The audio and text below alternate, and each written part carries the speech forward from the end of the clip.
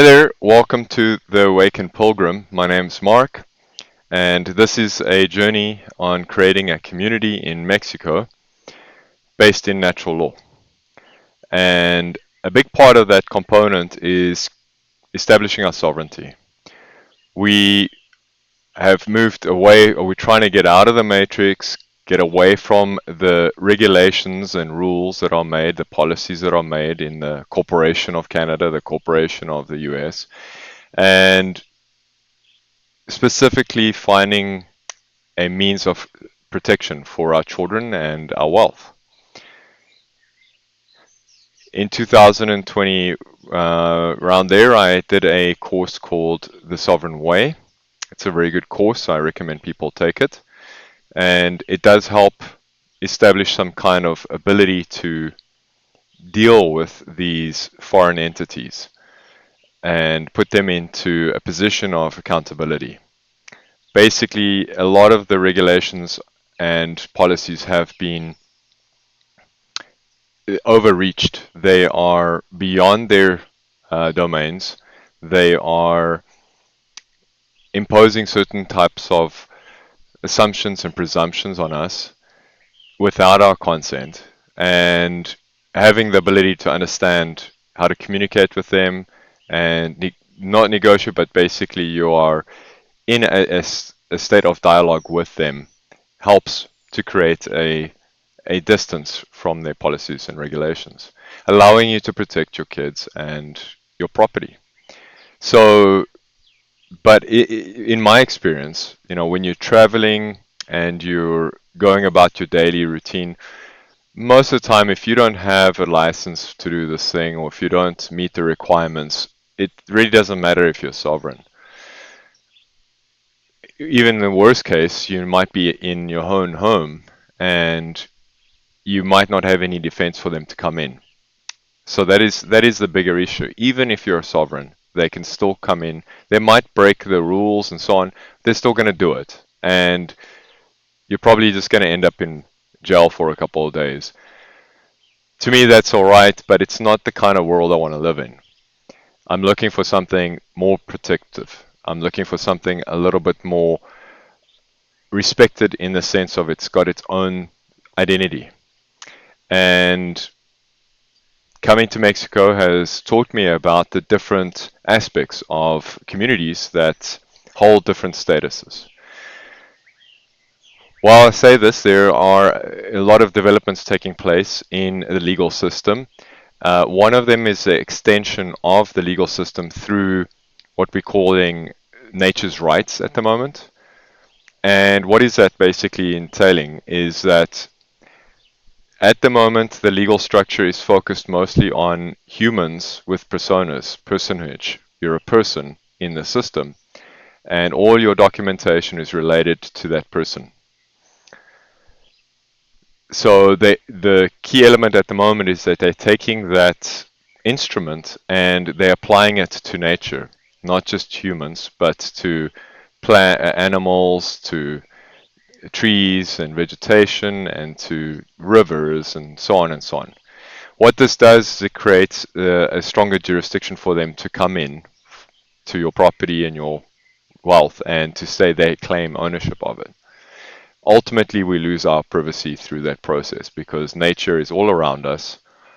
And if they're starting to claim ownership of it, then if it's in your backyard, they have the right to go in there. So slowly but surely, our freedoms are getting extracted, and this is one of the means. I'm not saying that it's a bad thing in the sense of nature needs to be protected and assisted. That is very true. But these instruments are not designed really to protect the environment. They're more there to ensure that there's a greater reach with the policies and procedures and monetization. A lot of this is dealt with, for instance, with CO2 and the new systems that are coming in. So what is it that myself as an individual can do to protect myself from that? Is there anything I can really do besides just do the sovereign way? Well, a key element is identifying, communities that have already achieved a certain type of status against the colonialization of these corporations. And part of the aspect of nature's rights is actually indigenous rights. And so basically, we are sitting in a situation where there's a bit of a loophole, let's say.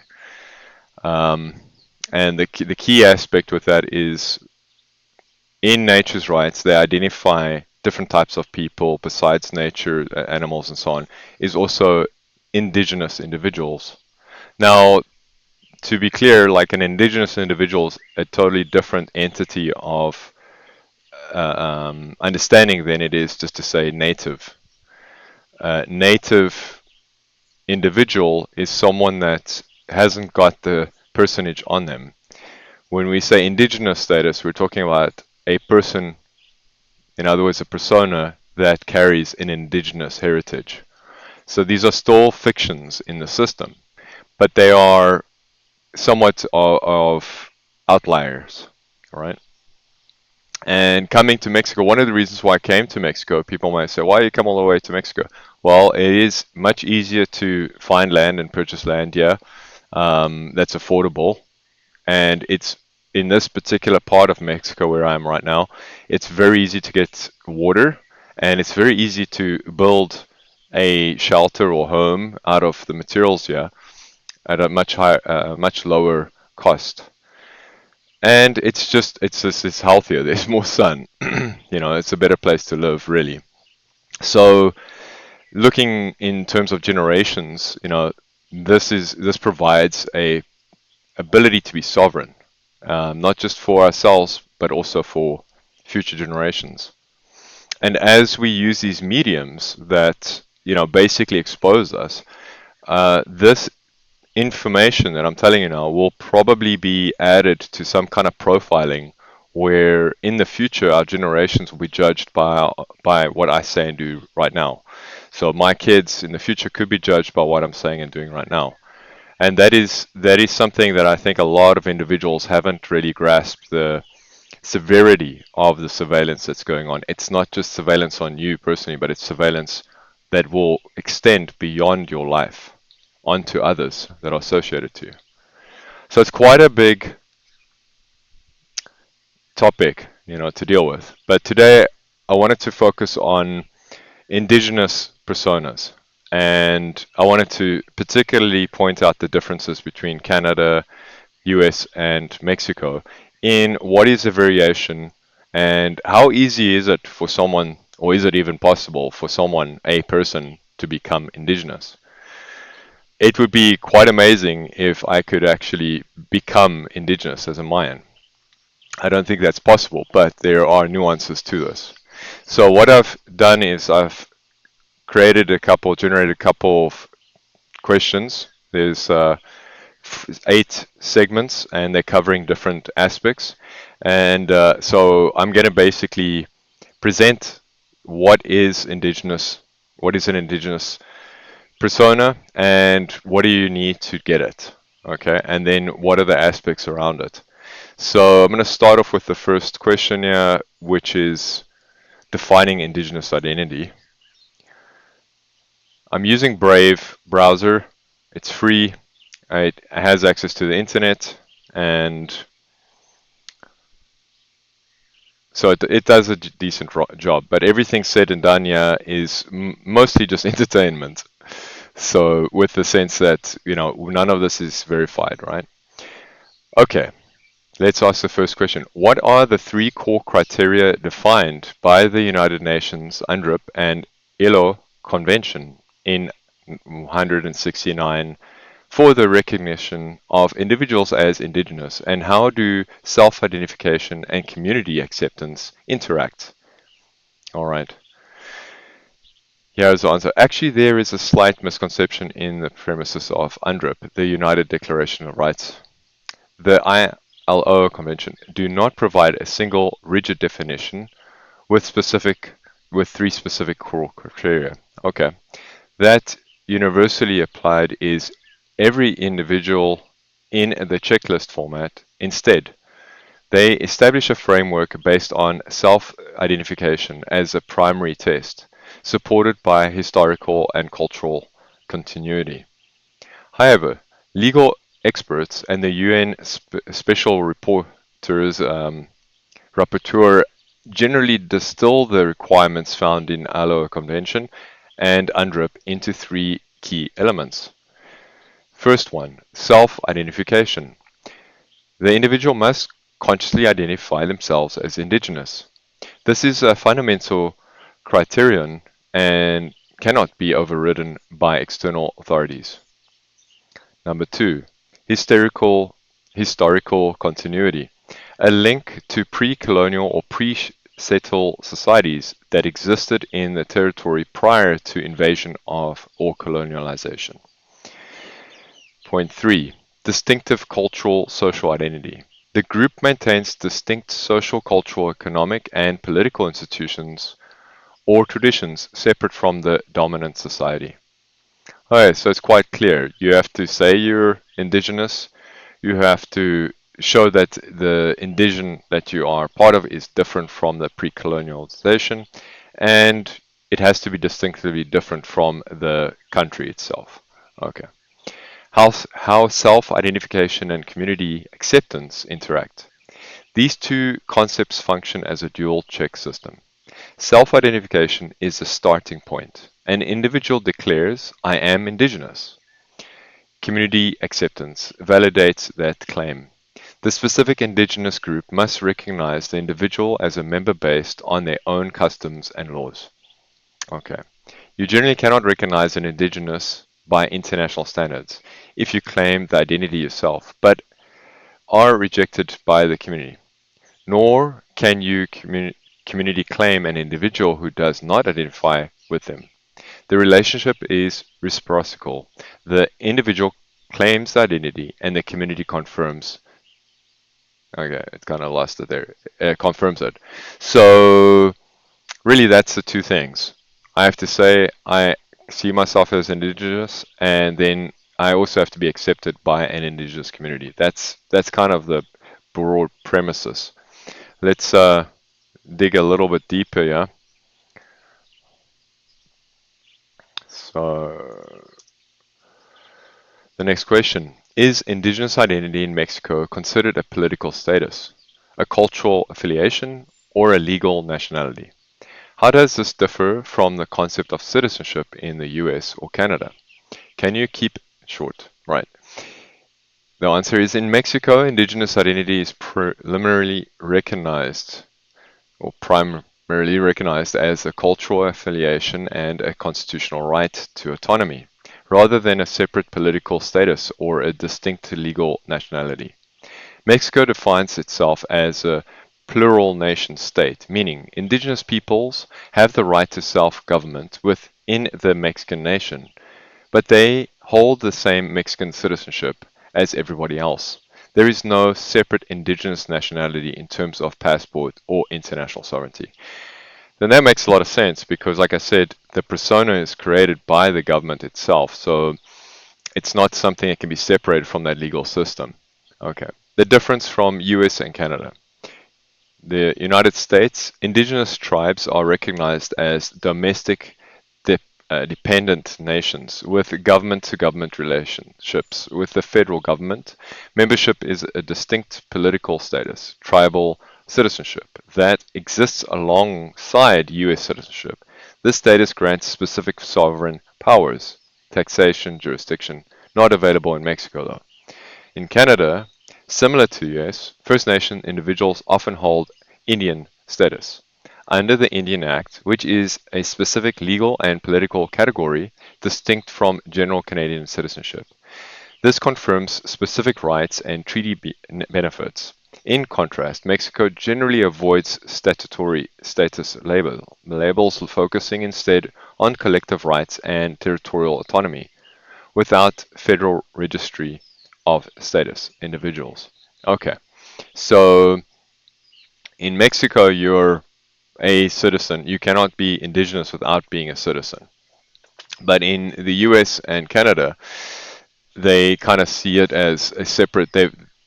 It's because the system, the indigenous system in the US and Canada, is very similar to the actual regular government system. They also use personas and so on. So that is one of the reasons why they can be separate and seen separately. I don't think it's possible to become indigenous in United States or Canada, and I'll get into that. But in Mexico, it's different. So the second question is, can I use my DNA? Let's say I could take a DNA test and I can show, oh, I am part of this Mayan nation. You know, possibly I could do that. But the question is, and this has happened in lots of parts of the US already, where people are just claiming to be indigenous, mostly for taxation purposes, but they don't really live like indigenous at all. You don't recognize them as an indigenous person. They just walk around saying that. So that is a bit of a problem. Let's look into it if that's the case here in Mexico. So the question is, can DNA testing proving Mayan ancestry legally grant an individual indigenous status or membership in the Mayan community in Mexico? What is the official stance of Mexican authorities and indigenous groups on genetic evidence? Can you keep it short? Okay. So the answer is no. DNA testing proving Mayan ancestry cannot legally grant an individual indigenous status or membership in the Mayan community in Mexico. The official stance is Mexican law, including the General Law of Rights of Indigenous Peoples and Languages, the indigenous communities, define membership based on cultural practices, territorial belonging, and community acceptance, not genetics. Genetic evidence. DNA tests are viewed as scientifically irrelevant to legal status. An individual with 100% Mayan DNA who does not speak the language, live in the community, or participate in its customs is not recognized as a member. Conversely, someone with a mixed ancestry who is raised within the community and accepted by it as a full member. Okay. So actually, let's just say there are a lot of Mexicans in Mexico that they can't ever really claim they're just Mayan, right? So not that's the difference. In the US and Canada, they can just claim they are, indigenous, but not in Mexico. The key barrier: indigenous communities hold the authority to determine their own membership. Uso ya costumbres. These usually reject DNA tests as a tool for determining identity, viewing them as an external imposition that undermines their cultural and political self-determination. In short, culture and community recognition define status in Mexico. Genetics do not, right? So that is a key component here, is that you don't have to provide DNA testing or anything like that. That is what you need to do in the States, but not here. So that gives me more hope for Mexico. Let's ask the next aspect of this section. Mayan communities, okay, there's a question though. How do Mayan communities traditionally view lineage and descent? Is blood quantum a factor, or is cultural upbringing and family history more significant? Can you keep it? Mayan communities traditionally view lineage and descent through cultural continuity, kinship networks, and community integration, not biological blood quantum. Blood quantum is a foreign concept imposed by US and Canadian colonial policies and is not used by Mayan groups. There is no percentage of Mayan blood required for membership. Cultural upbringing. This is the primary factor. Being raised in a Mayan household, speaking the language, participating in communal labor, the tiquino or gargos, and adhering to spiritual practices are what define belonging. And then the family history. Descent is recognized through social kinship rather than just genetics, and individuals accepted if their family is integrated into the community social fabric over generations, regardless of mixed ancestry. In essence, you become a Mayan by living as a Mayan and being accepted by the community, not by possessing a specific genetic ratio. So it's more about the objective way of living, which is based again in natural law. If you can't see it, it doesn't exist, kind of thing. If you can't see it, feel it, sense it, then it doesn't exist, right? So that's a big difference to Canada and the United States. The third segment is marriage. Can we, connect? Can we become Mayan, by marriage? Now, I'm not sure about the case in the States, but from what they've said, it really doesn't matter. It's objective way of living. But let's cover that. Does marrying a Mayan Indigenous woman automatically grant a foreign spouse membership rights, land rights, or a voice in the community governance? What are the specific limitations? Can you keep it?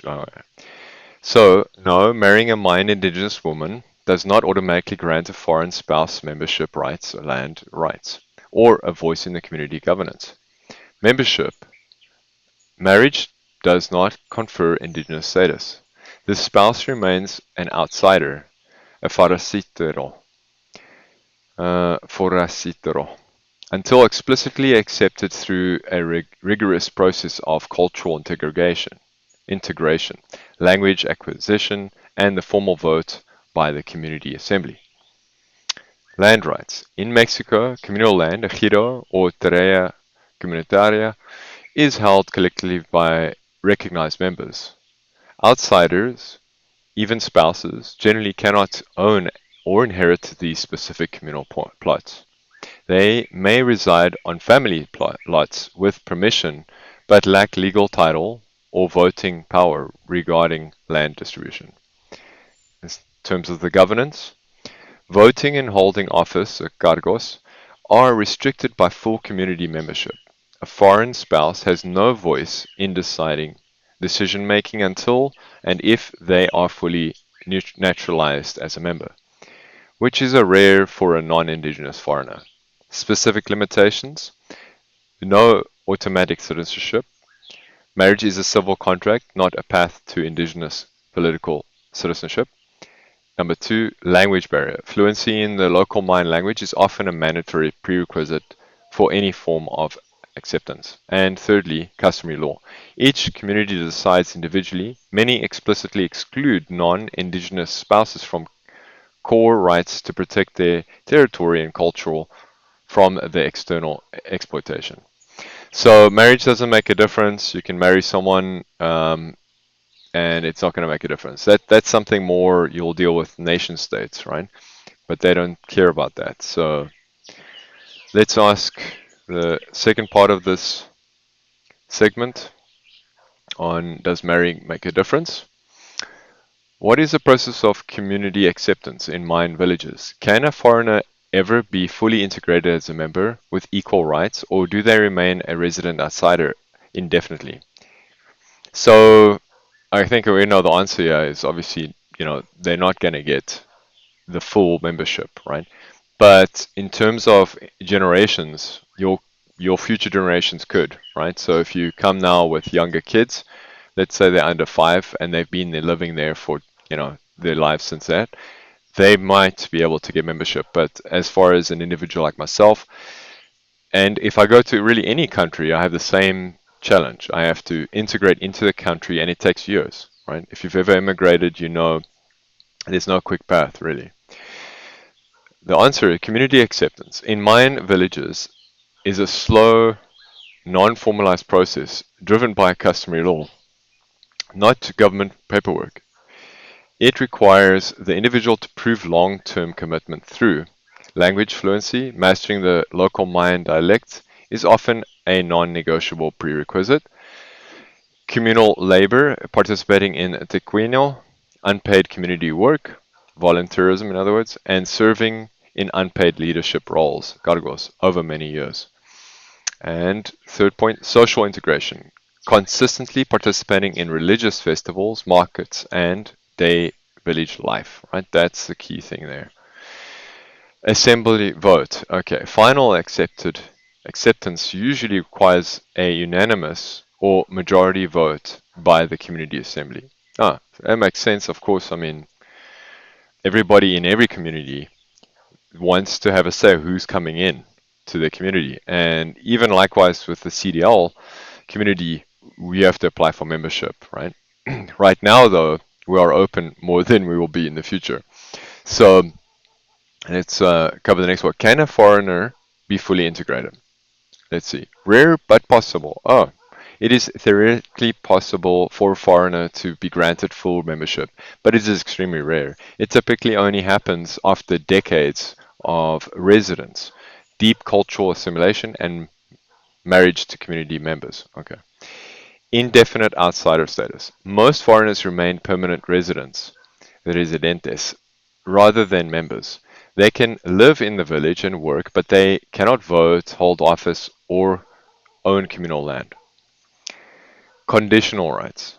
Even if accepted as a foreigner, status is often viewed as revocable if they fail to uphold community duties or leave the village for an extended period. In short, full integration requires decades of proving loyalty and is an absolute discretion of the community. Most remain outsiders indefinitely. Okay, so it is a full-time thing, just like you had to go to any other country and become a full-time member there, a citizen. That's kind of what they're asking as well, right? But it's possible. It's possible. Moving on to section 4. What is the legal status and citizenship in Mexico? So if you become, what happens if you come here as a foreigner, as a tourist, and you start living with the Mayans? How does that affect you to be in citizenship with Mexico? So the first question is, if a foreigner is accepted by a Mayan community, does this change their immigration status in Mexico? Do they need to apply for residency, or does community recognition facilitate naturalization as a Mexican citizen? No, community acceptance by a Mayan village does not change a foreigner's immigration status or facilitate automatic naturalization as a Mexican citizen. It's a separate systems, okay? Indigenous community membership, uso yo costumbres, is a cultural and political status internal to the village. Mexican immigration law and citizenship are national legal statuses controlled by the government, INEM. Okay, no automatic path involved. Community recognition grants no special rights under Mexican law. A foreigner must still follow the standard immigration process to obtain temporary or permanent residence. Naturalization. Becoming a Mexican citizen requires meeting federal requirements, usually 5 years of legal residency, passing a Spanish language test, and citizenship ceremony. Community acceptance is not a substitute for these legal requirements, though it may be viewed favorable in some contexts as proof of integration. Summary: you can be a member of a village while remaining a foreigner in the eyes of the Mexican state, but you must apply for residency and citizenship through government channels regardless of your community standing. Sorry, I don't know why I said but there. Um, I want to just reflect on history for a moment. So these ejidos, these communities, these Mayan communities are heavily based in spiritual kind of legal structure, right? That's actually how they get the foundation of being different, because they have different rituals and there's different practices culturally. If we reflect back on history and we look at the monastic movements, the similar kind of situation occurs where individuals that were seeking asylum, that were exiled, that were, maybe they did something terrible, but they ended up able to actually access the monastics and monasteries and become ultimately monks. They changed their lives, right? So that was an element in Christianity that was used to protect people that really did want to change. And in a similar respect, this is kind of something similar where we're saying the Mayans, so I'm saying the Mayan communities, they can provide a bit of asylum, right, through that, because even though, yes, let's say you come as an immigrant to Mexico, but you don't have the funding to actually become a Mexican citizen, you can't go through all that stuff. There is a possibility that this aspect of the monastics is also here with the Mayans today, which is that as long as they are in favor of you being there and you're supporting them and working with the community and culture, that they can create some kind of asylum for you, right? So the only, I would say, hard part about this is as an individual, and it was similar back then with the churches, is you have to stay within that domain. In other words, you can't be part of the Mayan community and then go out to the rest of Mexico and think, okay, now I'm part of that community, so they're protecting me. They're not. They will only be able to do that within that environment. Now, the good news is they have a lot of land. I mean, a tremendous amount of land. In fact, it's accounted up to 50% of Mexico itself is basically ejidos. So that said, you have a lot more space than if you were in a church. Um, you can really just live normally, but not travel, and you can still have quite a decent life. So that is something that I think people overlook here that, like a lot of people don't understand. So if you do come, you don't have funding, you don't have a way to actually become a citizen, um, then you could seek asylum with them. That is possible. It's a possibility. Let's move on. Okay, we're looking at, just want to make sure I got the right question, yeah. So the second part of this is legal status and citizenship in Mexico. Let's see, probably a similar question. Does Mexico recognize dual citizenship or separate indigenous citizenship? Can an individual hold only Mayan status without being a Mexican national? Can you keep it? So obviously the answer is no.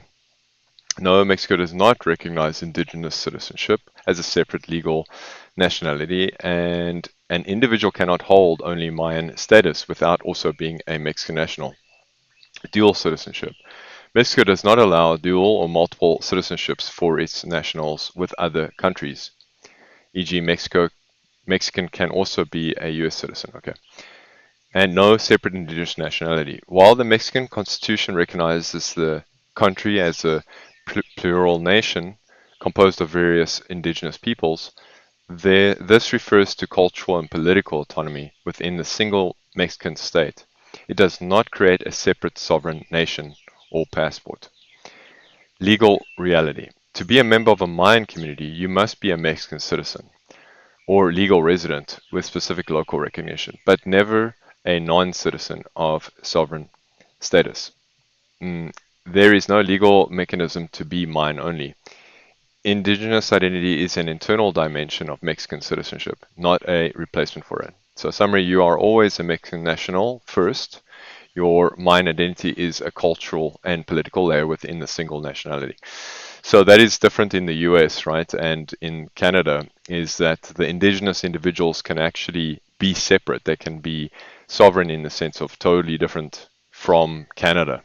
But I don't think they issue passports. So like if you went to Europe and said, I'm a Inuit or something, I don't think that would work either. So it's kind of a moot point.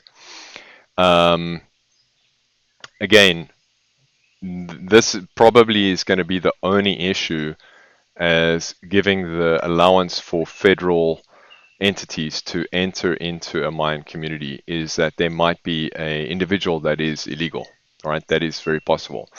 And that was very similar again in the monastics periods where, there were people inside these churches, but they were saying, no, we don't, they would just deny it, right? They just lie it to them. So a lot of people got saved that way. I mean, going even back to the Jewish communities, a lot of them were seeking asylum as well, obviously.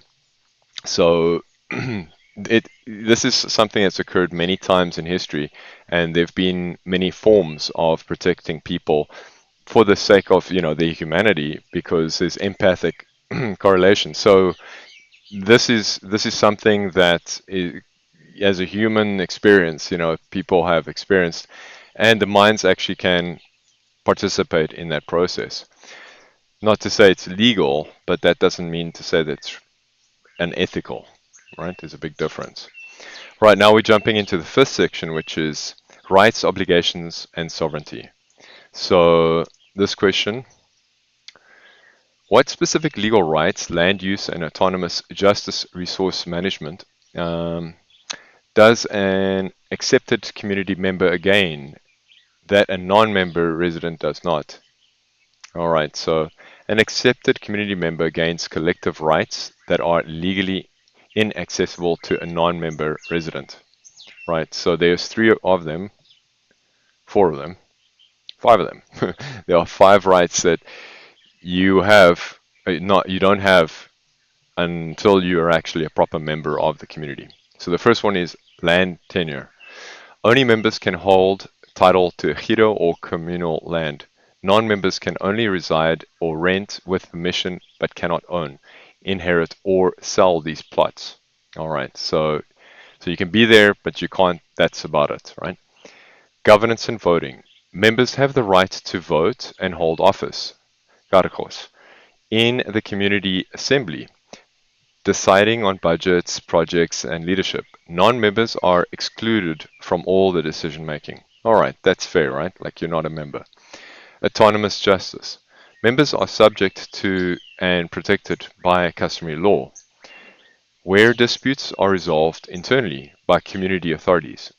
Non-members are typically subject to federal or state law and cannot access the internal justice system. So yeah, so if you're living in the Mayan community and something goes on, like let's say they assault you or something bad, your only recourse is basically the Mexican government, right? Just that is a benefit though, but again, a lot of this can be dealt privately, and yeah, it's better to go as a group into the community than to actually go alone. That's my advice with that.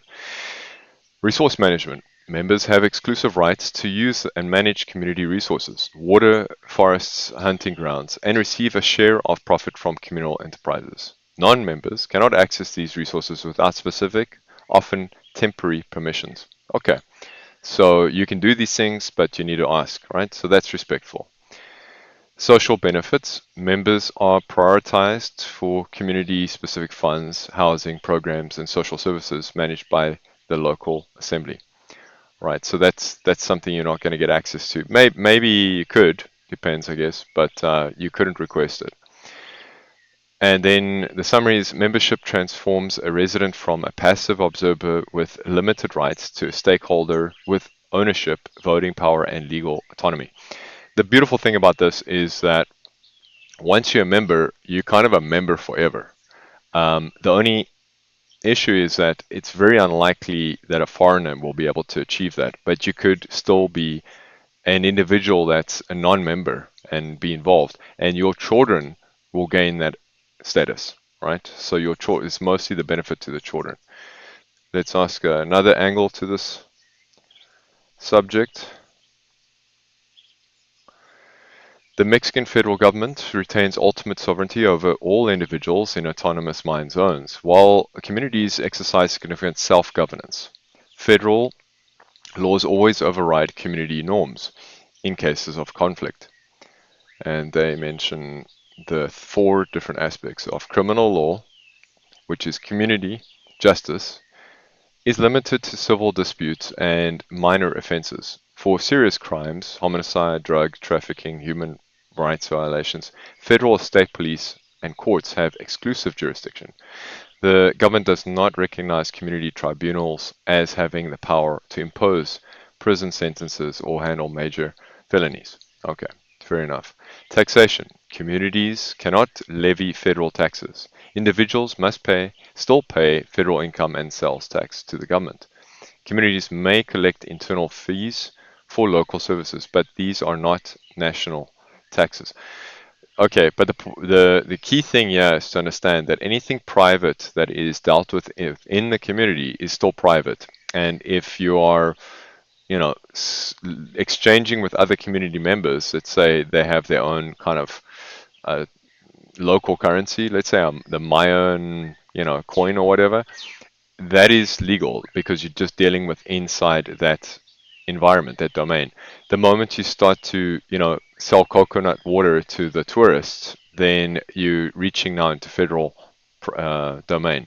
So the key thing is you can establish a sovereign economy. It must be private and that is legal. But the moment you extend yourself outside of your borders, then you're going to be subjected to federal authority. So, human rights supremacy. The Constitution and international treaties like UNDRIP guarantee international human rights. If a community practice violates these rights, e.g., gender discrimination, corporal punishment, federal courts intervene to nullify the community decision. Okay. In summary, the autonomy is delegated, not absolute. The federal government acts as a fine arbiter, ensuring that community norms do not contradict the national constitution or the federal law. Okay, so that covers section 5, and you can still see that even though the federal government has a lot of authority, that ultimately they are given the ability to manage themselves, right? And that's respected.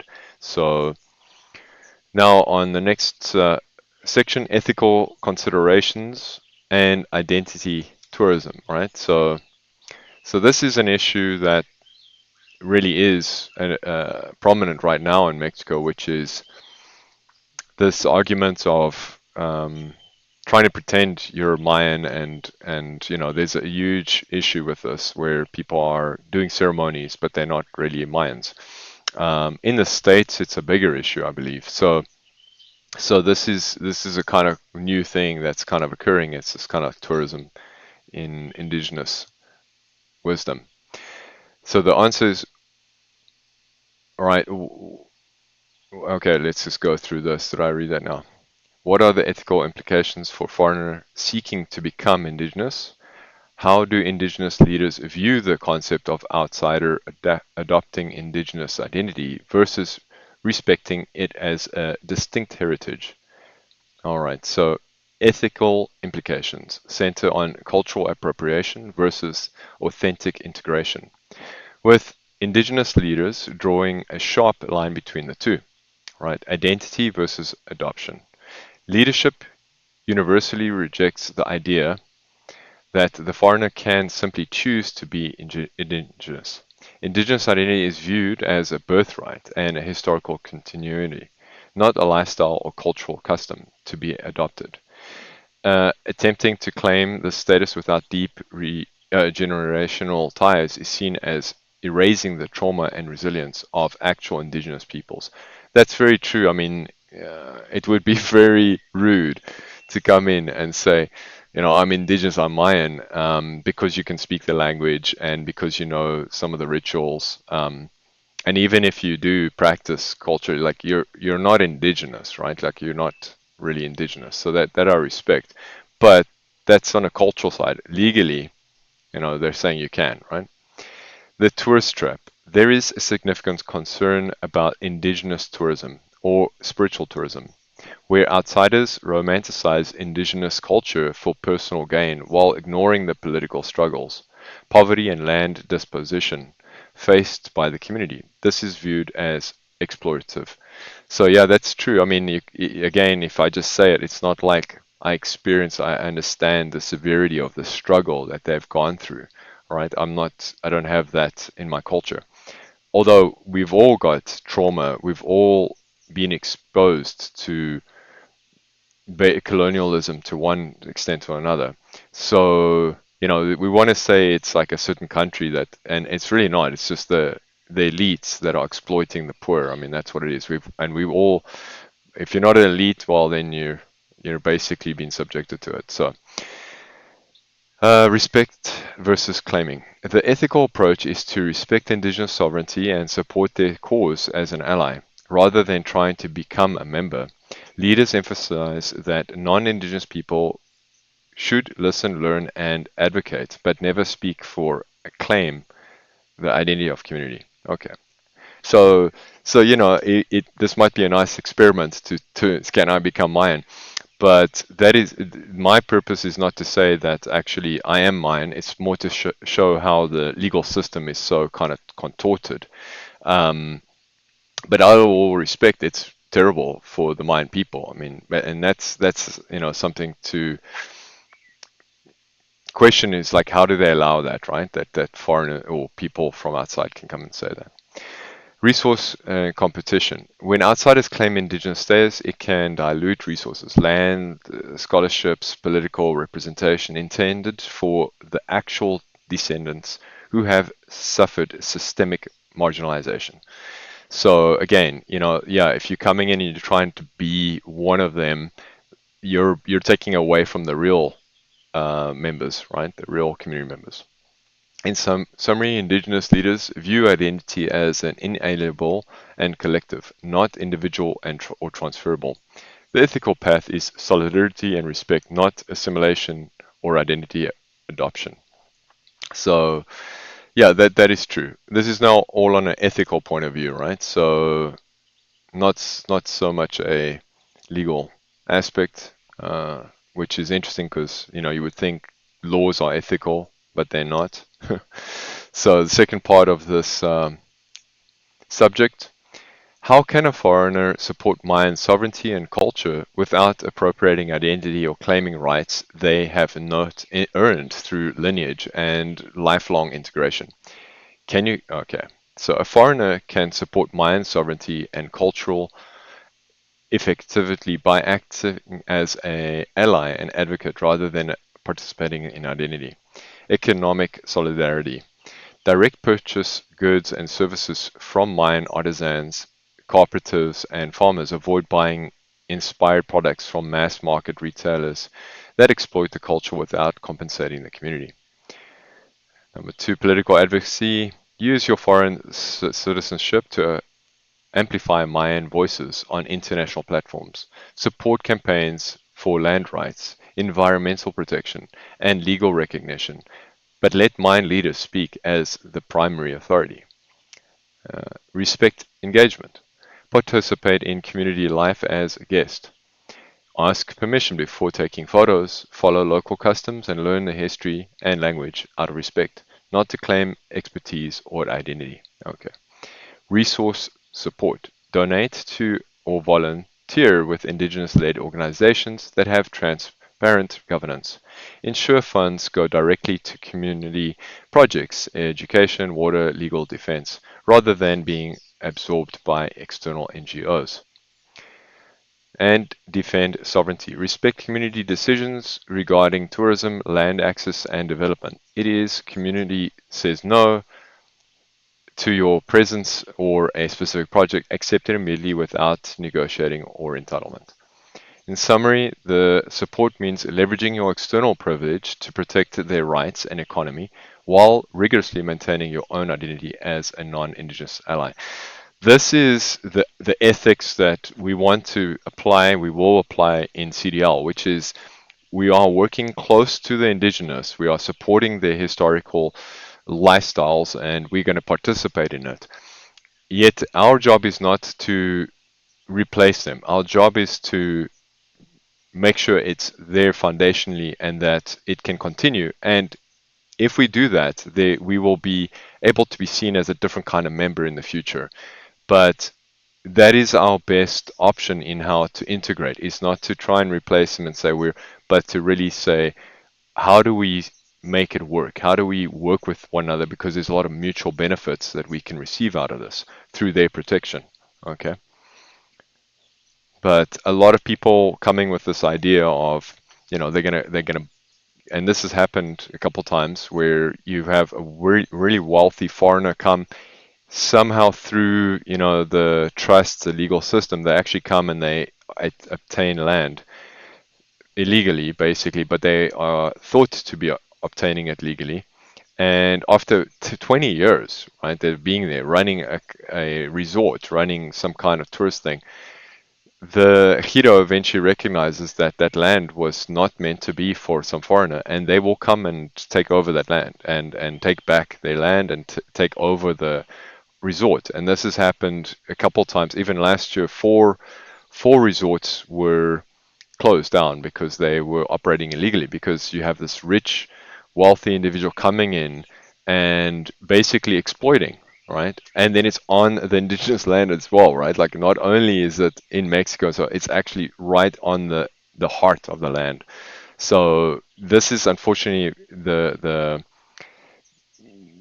reflection of tourists and foreigners that are just coming and taking advantage, right? But it only happens because some individuals of that community actually don't respect the community, right? And they'd rather take the money. Okay, so section 7, case studies and real world examples, right? So let's look in, like, see if there is anything in history that we can look at. Are there any documented cases of foreigners being fully adapted or naturalized to the Mayan communities in Chiapas and Yucatan? What were the outcomes and challenges? Okay. Yes, there are documented cases, though they are extremely rare and usually involving individuals who have lived in community for decades, often as partners of local or descendant researchers who fully assimilated. So there's the answer. So there are already cases of individuals that have been considered Mayan, not necessarily indigenous status, but they have been accepted in the community already. So it is possible. There we go, the answer. So notable examples, Villasana and others. In Chiapas, particularly Zapata's zone, there are isolated cases of foreign activists, often called compañeros or compañeras, feminine and masculine, who after years of living in the community, speaking the language fluently, and serving in labor roles, have been granted honorary membership, right? Or the right to participate in assemblies. However, this rarely confers full legal land ownership or the right to hold top political office. Okay, so you're not a full member, right? Historical cases in the Yucatan, some anthropologists or artists, e.g., from the early 20th century, were adopted into families, but modern cases are scrutinized heavily to prevent tourist infiltration. Okay, so it is a delicate. This has happened, but at the same time, it needs to be dealt with very delicately. It's a very touchy subject. Going and getting involved with them. Okay, the outcomes, social integration. Successful cases result in the individual being treated as a family member, invited to ceremonies, and trusted with community secrets. The limited legal power. Even in successful cases, the individual often cannot own ejido land or vote on major national level indigenous rights issues, as these are tied to brighten the citizenship status. Okay. Birthright, sorry. These are birthrights. So again, your kids might be able to get involved, right? Challenges. Language barrier. Of course, it's a challenge, right? Achieving true fluency in Mayan dialect is the first major hurdle. Failure here ends the process immediately. Okay. So I would say that that is true. That you cannot talk to them in Spanish and you cannot talk to them in English or any other language. You have to really try and communicate in Mayan, right? So if you can't communicate, then and so that is we are working on a program where it will actually allow individuals to learn the Mayan language. Okay, I've got a Tabano. Where is he? Dominic. Yes, they go directly for the nose or the eyes. Okay, so yeah, this is an important part about our project is to actually create a program where you can learn Mayan and live like a Mayan. That is, we're working on that right now. So suspicion. Communities are often wary of outsiders seeking spiritual status or trying to exploit land rights. Right, I don't blame them. Cultural rigidity. The expectation to live exactly as a community does, diet, dress, labor without complaint is absolute.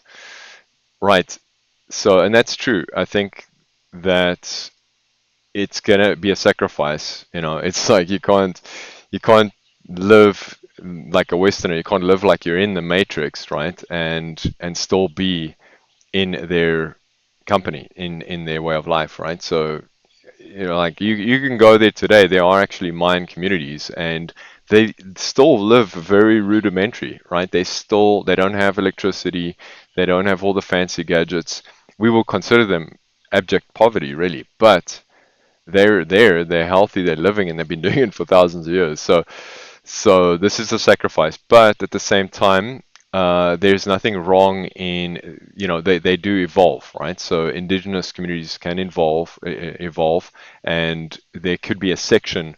That's kind of what we are looking at the project is we're looking at a section that is Mayan historical based living. So you could actually feels like you're living in a Mayan history kind of camp, right? So everything there is Mayan, it's done, everything's Mayan and traditionally. And then there's like the more neo-Mayan, which is, a combination of the old technology and the new technology. So, for instance, they use the milpa, which is the way of their farm, which is basically traditional agriculture. And we can introduce an idea of permaculture and social, what's it, the agroforestry, creating your food forest gardens.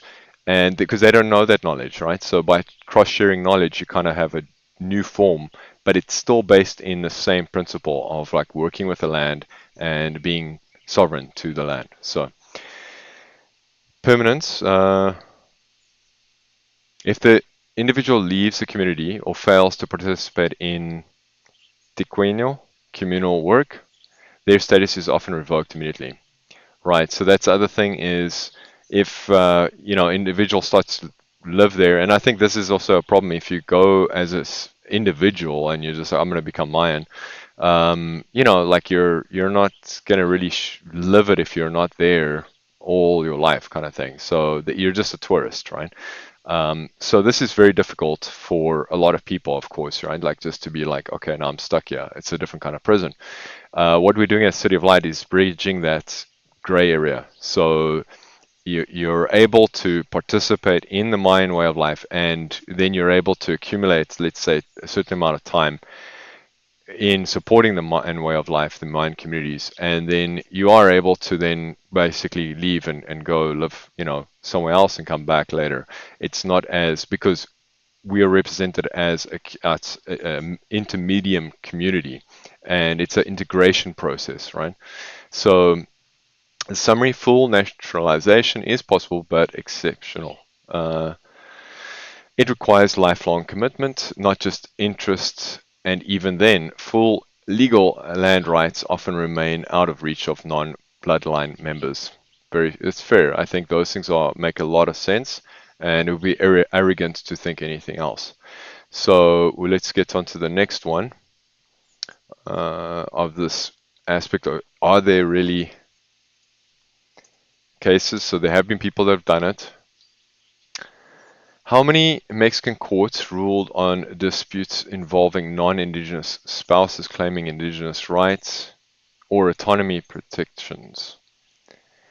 Okay, so here's a case of actually people getting married involved in that level. So let's see. Mexican courts have consistently ruled that non-Indigenous spouses cannot claim Indigenous land rights or autonomy protections based solely on marriage. The land rights, the Supreme Court, and the lower courts uphold the communal land ownership is restricted to registered members of the ejido or community.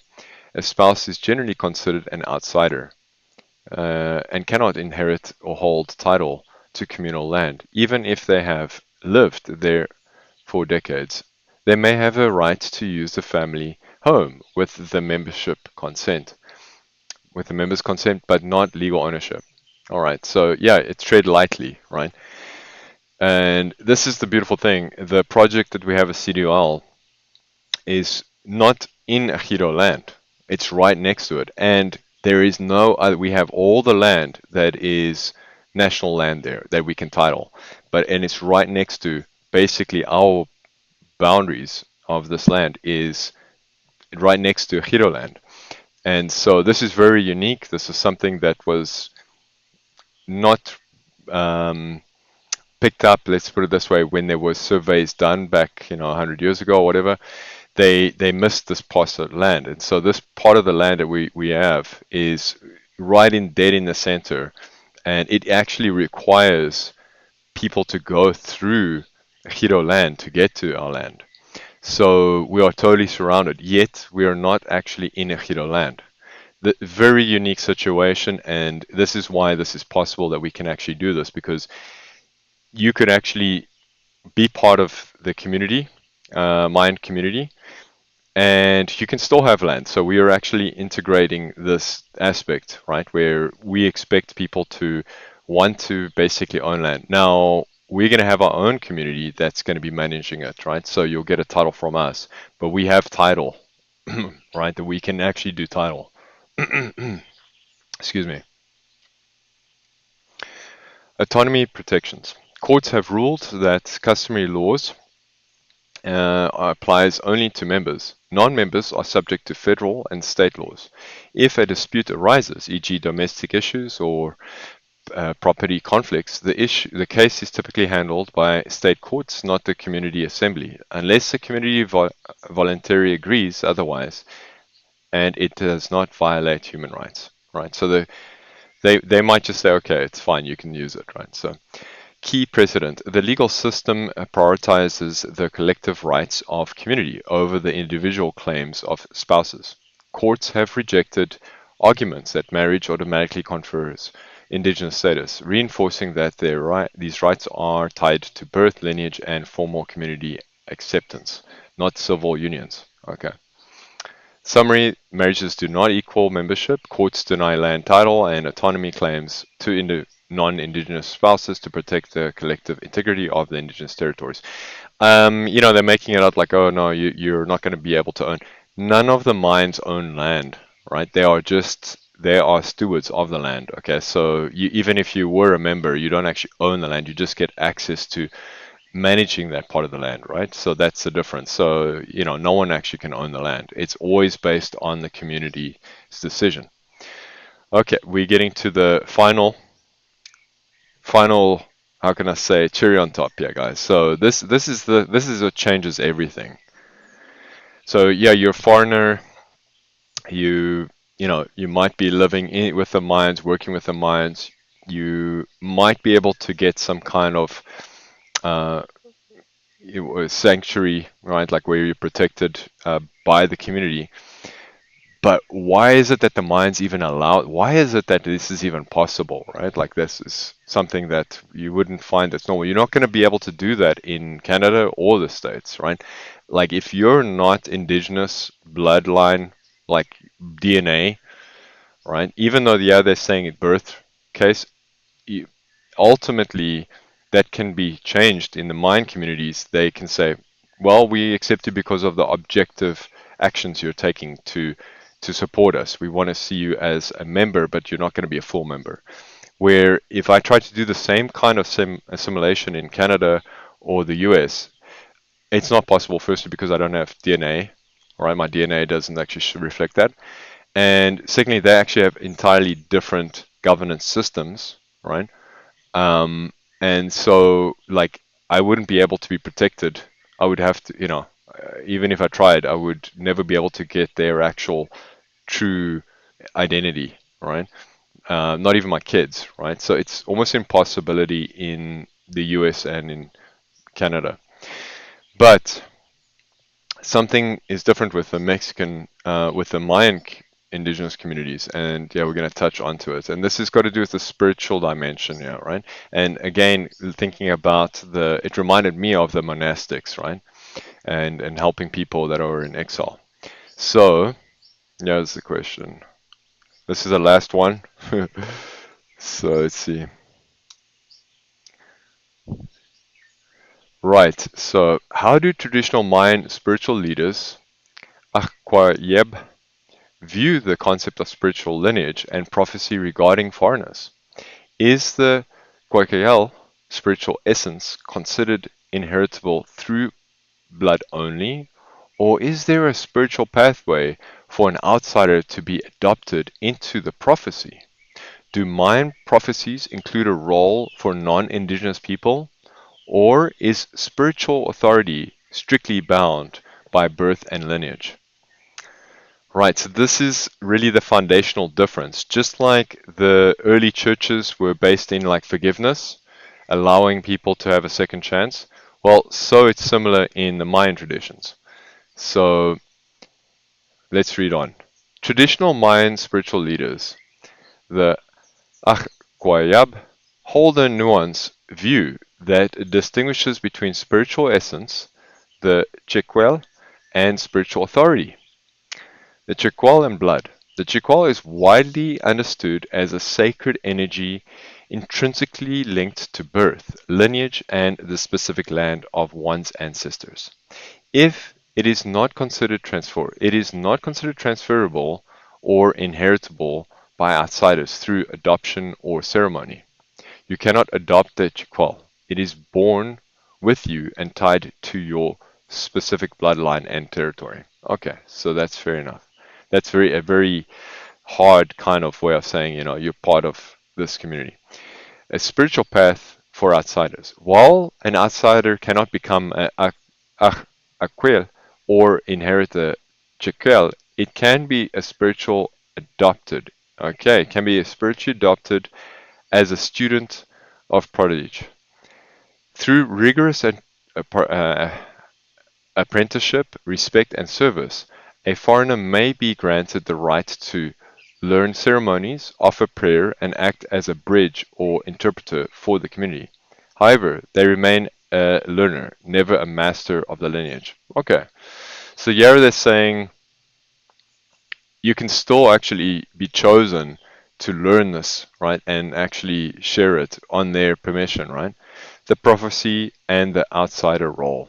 The Mayan prophecies, such as those related to the Popal Voyo or the 13 Baktuns, often include a role for non-indigenous people, but usually as allies, witnesses, or students, rather than leaders of the prophecy.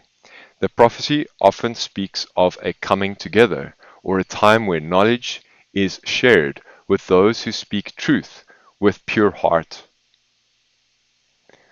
Some traditions speak of teachers from other side who assist in the restoration of balance, but they do so under the guidance of the Akwebar. Sorry, the Agquejab, not as independent authorities. Spiritual authority aspect, the authority to lead ceremonies, read the Salkin sacred calendar or the community, and interpret the will of the ancestors is strictly bound by lineage and intention. A foreigner, regardless of devotion, cannot claim this authority. To do so is considered a violation of cosmic order and is viewed as spiritual theft. There's a catch in this, right? So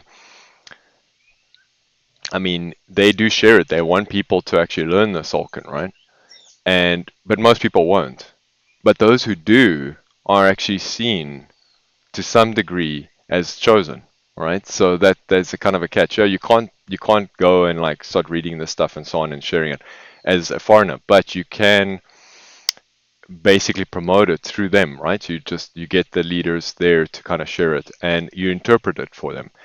And in that sense, you've seen as part of the prophecy. So, in summary, the Jaquel is a blood-bound and non-transferable. Foreigners have a supportive learning role in the prophecy, but can never hold the spiritual authority, of the Achqua Jab, which is reserved for those born of the lineage and land. It's not exactly so clear. Yeah, they're like trying to make it black and white. It's not. It's really got to do with what the community sees in you, and if they really like see that you are in alignment with them. So again, the AI is just gonna what you see on the internet. It's always been like that, right? Whatever you're reading on the internet is entertainment. So it's really when you're in the moment there. Now I can say that, biblically speaking, they say that the meek will inherit the earth, right? What is it saying here? This actually aligns with very well with what they're saying. Yeah, is that, you have to let go of your the authority of like, oh, I'm this nation, I'm a Canadian, I'm this.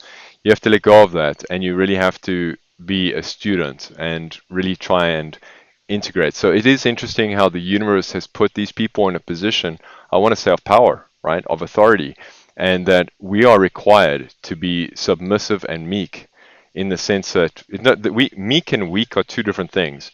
Meek being that we are willing to be submissive.